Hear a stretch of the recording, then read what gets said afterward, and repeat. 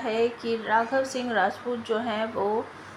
Court उनको रिहा कर देता है। ये सब कुछ कैसे होता है ये मैं आपको बताती हूँ। तो आज रात के एपिसोड में आप सबको देखने को मिलेगा कि अंजलि ऐसे ऐसे सवाल पूछती है, ऐसे ऐसे तर्क वितर्क करती है, जिसकी वजह से जज साहब जो हैं उनको भी सोचने पर मजबूर होने पड़ता है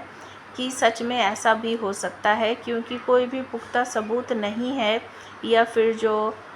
पब्लिक प्रोसिक्यूटर है उन्होंने कोई भी ऐसा सबूत पेश नहीं किया है जिससे ये पता चलता हो कि उस समय राघव सिंह राजपूत के हाथ में जो चाकू था वही पद्मा को बार बार मार रहे थे, क्योंकि पुलिस इंस्पेक्टर ने ये कंफर्म कर दिया है। जब अंजलि उनसे पूछती है कि सर आपने चाकू उनके हाथ में देखा था या मारते हुए देखा था, तो पंकज पुरोहित सोचने के बाद जवाब देते हैं कि मैंने खून से लथपथ चाकू उनके हाथ में देखा था, लेकिन वो मेरे सामने पद्मा पर वार नहीं कर रहे थे। और अंजलि ने जो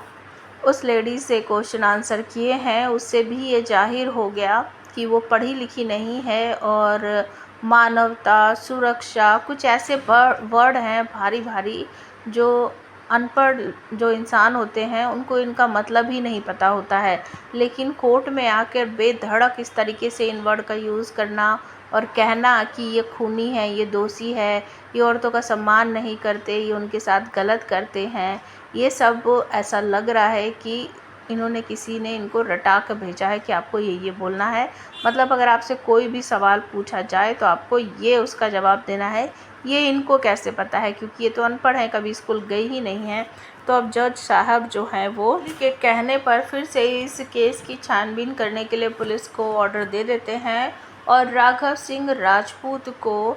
बेल पर बाहर जाने की इजाज़त दे दी जाती है। और जैसे ही ये न्यूज़ सबको सुनने को मिलती है तो कोर्ट में तालियां बजने लगती हैं और